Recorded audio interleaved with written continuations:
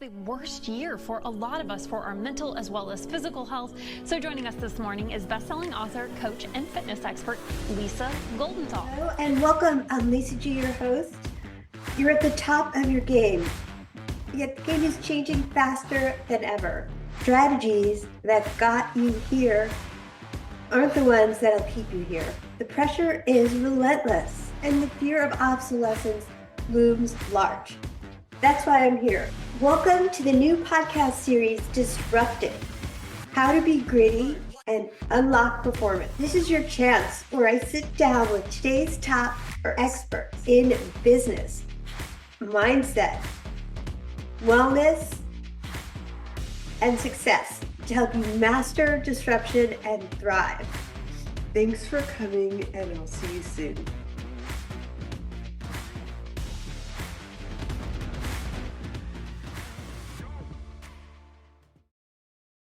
She's a life and business resiliency expert who's been in the international business industry for over 20 years, a 4 times published author, avid traveler, visiting 15 plus countries and completing 7 marathons and dozens of triathlons across 3 continents.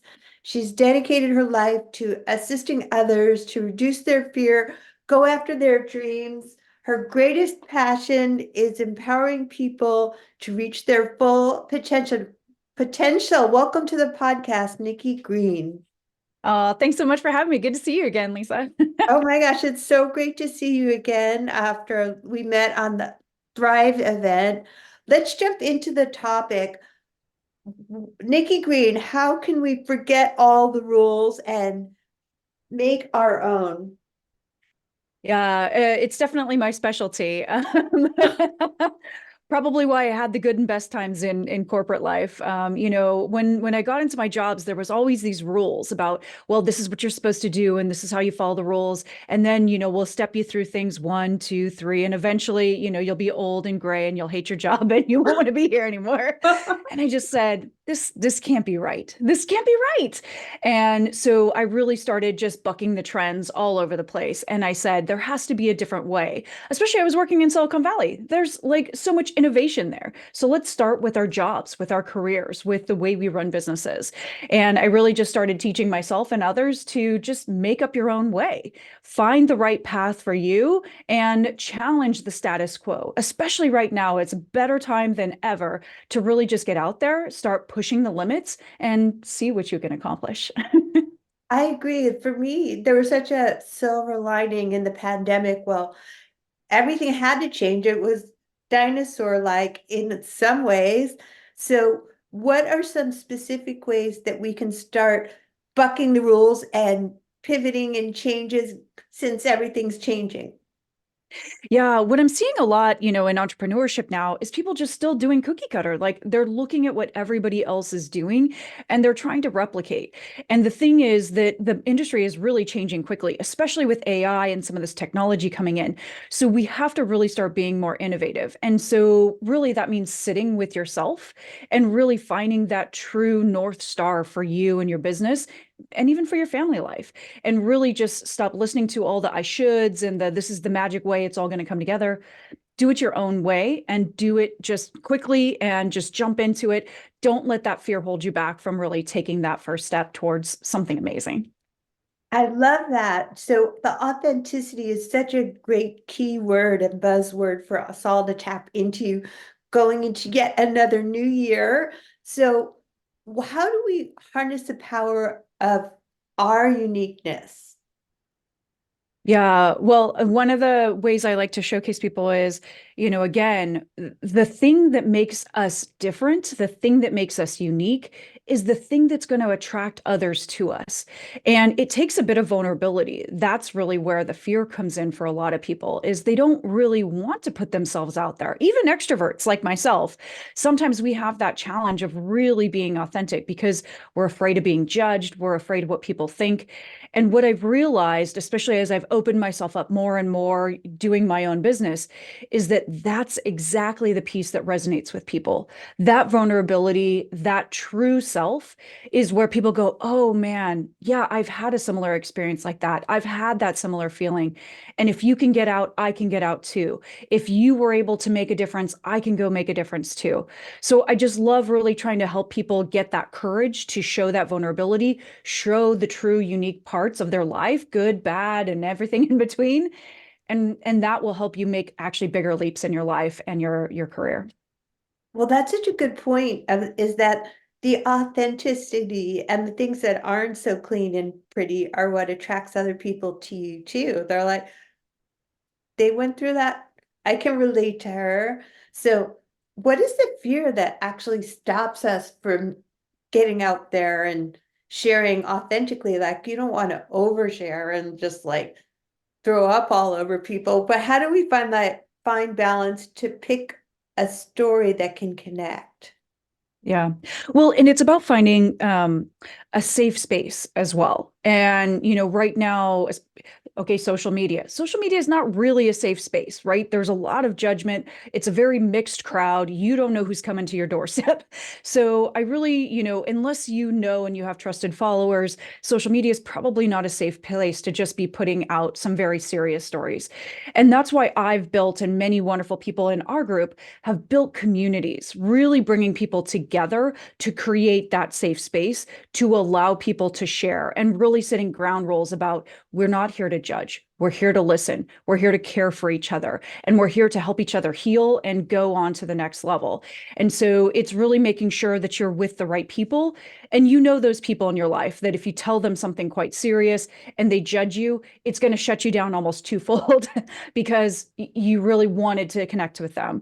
And so they have to be in the right headspace as you before you get into that kind of deep conversation, I think. Well, that brings me to another great topic on the power of masterminds and mentorship and really like not thinking you can do it all yourself and actually 10xing your life by jumping into mentorship. So, do you want to touch on the topic of mentors? Yeah, this was definitely something I learned as I started getting into marathons and triathlons and stuff. And I had a great mentor who was also my business mentor at work. And he happened to do, Ironmans. And so at first I was kind of like, I'll try this. I don't know. Maybe it'll be fun.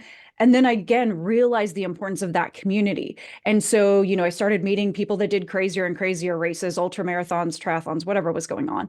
And so in that community, I could talk about the ups and downs, the good runs, the bad, the how I was feeling and the balance. But then when I went to go talk to my other friends and my family, they were like, you're just crazy. Just don't do that stuff anymore. Like if it hurts, don't do it. And this is true of our business and other aspects of our life too, is, we go and we want to have them cheer with us and to support us. And sometimes they just don't understand. They just don't understand. So I really, when I talk to people, when I coach people, I say, you need to make sure you know which bucket people sit in.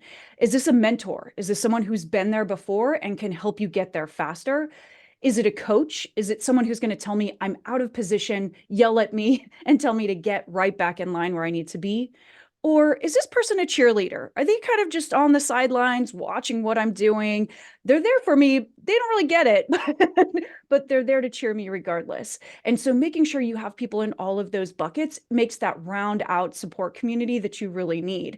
And then the people that aren't one of those three, then maybe just don't share those things as much because they can hold you back and give you negative thoughts that maybe weren't there to begin with. So I think those are kind of the big three buckets that I always encourage people to make sure you're finding to support and elevate what you're doing.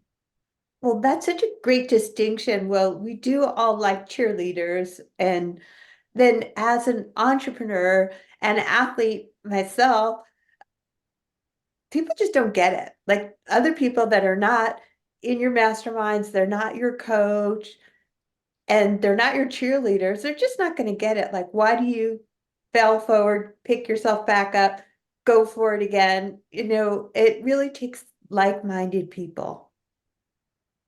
Absolutely. And especially being an entrepreneur, there's so many roller coasters of emotions and, you're trying to do all the things, right? You're trying to drive revenue, you're trying to get leads, you're trying to market, you're trying to also do the thing you're supposed to be a genius at, right? And it's a lot of hats to wear. And if you're sharing those journeys with someone who, maybe has never owned their own business and they've always had a steady paycheck, they're definitely not going to understand it. And they're just going to say, well, that's just too hard. Just don't do that. Just go get a 9 to 5 job. And, everything magically comes together. But I've had 9 to 5 jobs, quote unquote. And I saw people get laid off. I saw people, not get the promotions they deserved. I saw them also struggling. They just struggled in a different way, and it wasn't as acceptable for them to share. So, I think if you do want to do a business like this, it's important that you have the right people around you that understand the roller coaster, can help you get back up when we hit one of those down slopes.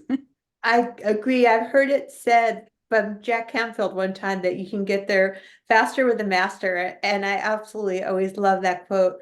And I started this podcast in 2020 because the pandemic was hard for me. Everything changed and it was hard for everybody else. And I always ask my experts, how can we really be unstoppable? And this Disrupted series is about grit and performance. So do you have any ninja tips for our audience on being unstoppable, grit, and performance? Yeah, I think for me, it's really just one day, one step at a time. I always have a plan, especially I trained other athletes in endurance sports. So the plan is important, but you have to know and really still trust your body, your mind, whether that's performing physically, in endurance events, or whether that's in your business. Some days you need a day off for that too. Some days you can go a lot harder, and having a plan, but also keeping in touch with it. I think it's so important because the plan doesn't have like weather. It doesn't have, it doesn't have other ups and downs in your life. And so really keeping that balance of working towards a goal, keeping it going every step, every day, and just don't worry about like a little bit left, a little bit right. You're always going to end up going forward as long as you're taking that step. So is it important to write those goals down? Absolutely. My goals are in photographs. They're big. They're right in front of my kitchen table. The whole family has them, even the little ones. And so we all print out pictures. We're doing it as we get ready for the new year. And that way, every morning when I wake up, I'm reminded of what we're trying to achieve, and that we can also celebrate for each other and remember for each other. Oh, remember, this was your goal. Are you working towards it? And ask everybody how they're doing each day. So I think it's really critical. Keep it real front and center every time. I love that. I love the power of vision boards, especially in the beginning of the year and every year, and taking things one step at a time is such fantastic advice because I remember looking at my vision board and there was one elusive goal every single year and I finally achieved it and it wasn't because I had a timeline of success and I never gave up. I focused on my vision every single day. I saw it on my vision board before I went to bed, when I woke up in the morning. And I love it that you're starting your children with that. Yeah, I know a lot of people say, oh, you need to make SMART goals, very measurable, very clear. And that's great for the analytical, cognitive. And some of our goals should be like that, saving for a specific, vacation or paying off your house or whatever all those things are, right?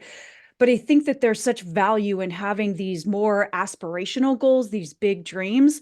This year, I put on the my board to go surfing, and it wasn't really to go surfing. It was a picture of me surfing previously, but it was about trying new things because it was the very first time I had ever gone, and I didn't really know how it was going to manifest. But I really just wanted to be reminded constantly of I can do new things. I should keep putting myself out there because I actually really like them. And sure enough, it actually manifested itself by me really surfing in Costa Rica 2 weeks ago. So, and going to my 15th country and just having so many other wonderful experiences with that. And many goals like that manifest when you aren't so specific and so tight on it that you kind of limit yourself from actually going above and beyond. Nikki Green, these are such amazing tips. I love the dream big and the vision and never giving up and one step at a time. I know you have a gift for our audience, don't you? Absolutely. Of course, can't leave without a gift, right? Thank you. Uh, so we're giving you the gift of the maze. And so this is a way to start making your goals and start putting together what I do with my clients, which is called a syllabus for life. So when you go to school, they give you a syllabus and it's very formulaic about, you take this class, buy this book. But in this case, we're going to talk about your syllabus for life, bigger picture. What do you want to see? Where do you want to go? What do you want to do? And again, using visual representation to help you dream that big dream. Wonderful. And I know you and I connected through the Thrive event and on LinkedIn. So where can people connect with you? people can find me at my personal site, thenikkigreen360.com, and everything's there, social and more. Wonderful. Thanks for being a fantastic guest. Thank you.